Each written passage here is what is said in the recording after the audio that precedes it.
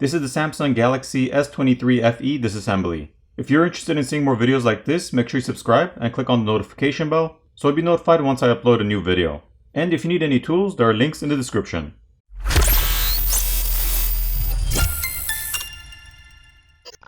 As always, to start off, the SIM tray needs to be removed.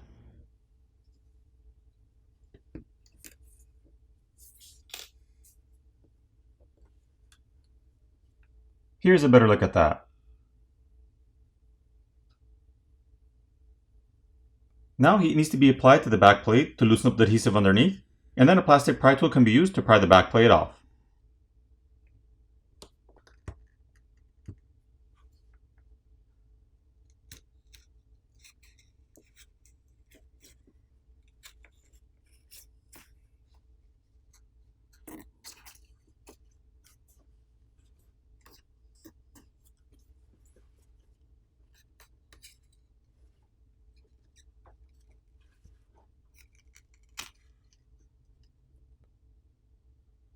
Here's a better look at the glass backplate.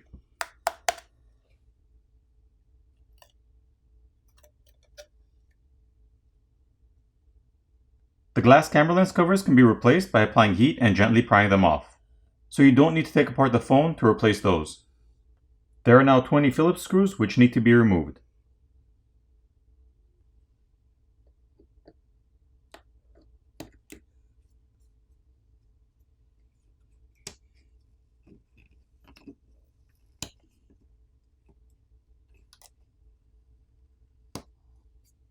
Here's a look at the wireless charging coil and NFC antenna.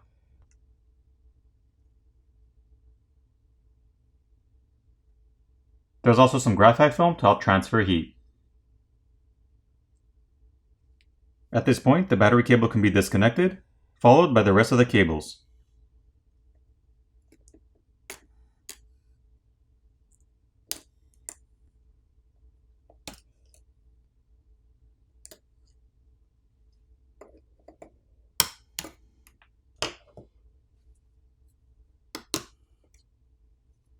Here's a side-by-side comparison between the S23 and the S23 FE.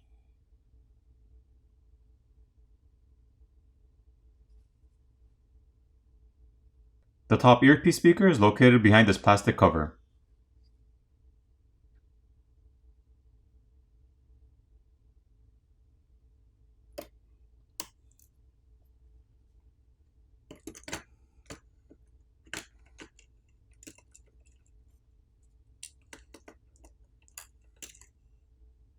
Looking at the main board, there's a 12 megapixel ultra-wide lens, a 50 megapixel primary, and an 8 megapixel telephoto lens. The main and telephoto camera are the only ones with OIS or optical image stabilization. There's a secondary microphone on the top corner, and the LED flash is located here. The SIM reader is located on the back, as well as the proximity sensor or ambient light sensor. The camera connectors can be disconnected by just popping them off. And there's a graphite pad on the back shield to help transfer heat. Once the graphite pad has been peeled back, we can see thermal paste on top of the RAM, which is seated on top of the processor. Here's a better look with the thermal paste cleaned off. As for the 10 megapixel front facing camera, it's glued in place with a cure in place gasket. So in order to remove that, you would need to use an X-Acto knife or a razor blade to gently and carefully cut the glue or gasket and then pry out the camera.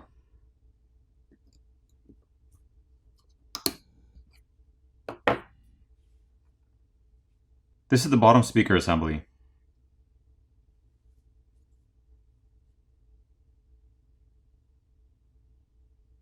And on the S23 FE, the vibrator motor is not included in the speaker assembly. This flex cable connects the main board to the subboard as well as the screen, as well as this flex cable which connects the antenna connections from the subboard to the main board.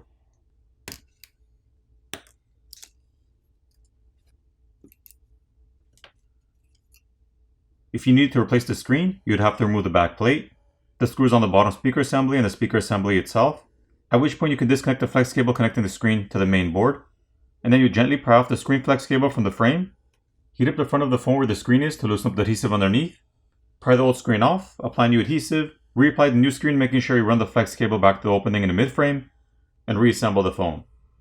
Now compared to the S23, the S23 FE would actually require you to disassemble the phone to gain access to disconnecting the flex cable for the screen, as well as prying the screen flex cable from the frame in order to be able to pry off the screen and remove it.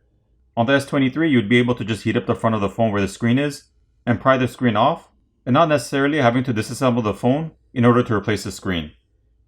Moving on, the flex cable for the fingerprint reader also needs to be disconnected from the subboard. There are now two Phillips screws which are holding down the subboard.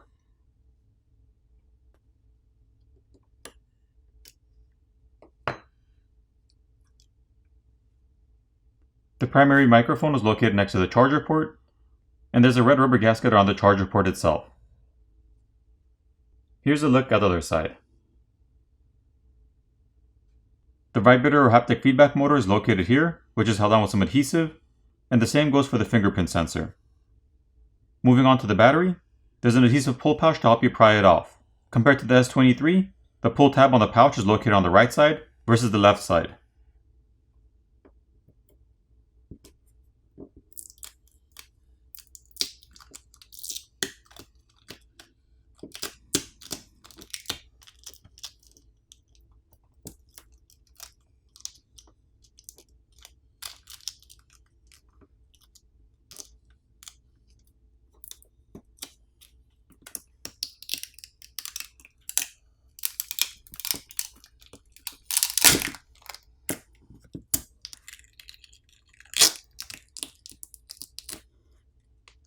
This is the 4500 mAh battery.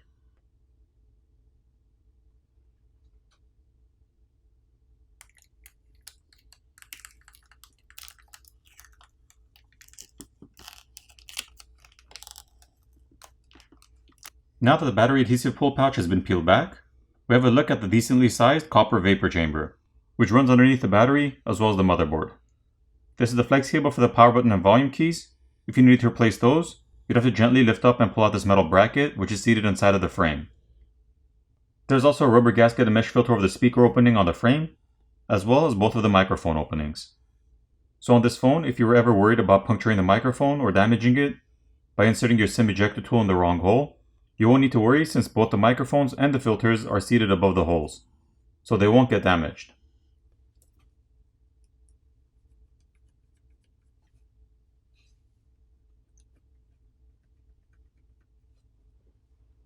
Now one thing I wanted to point out on this frame, which stuck out to me and looks sort of weird, is this cutout over here on the top corner, which looks like there was possibly originally a plan for a front-facing camera located on this side instead of the top center, or maybe two front-facing cameras.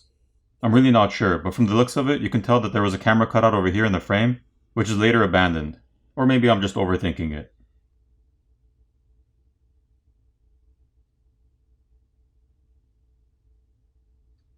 For the repairability score on this phone, I give it an 8.5 out of 10. Now it's time to put the phone back together.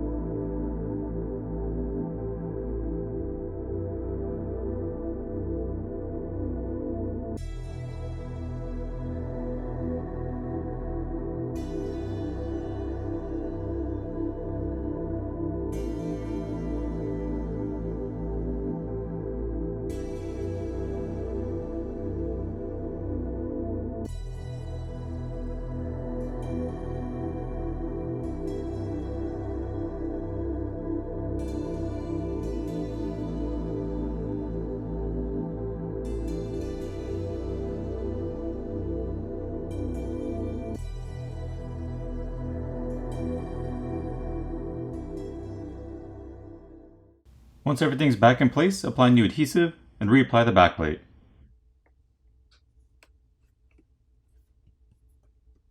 Flip over the phone, power it on, and you're done. Thanks for watching, and I'll see you in the next one.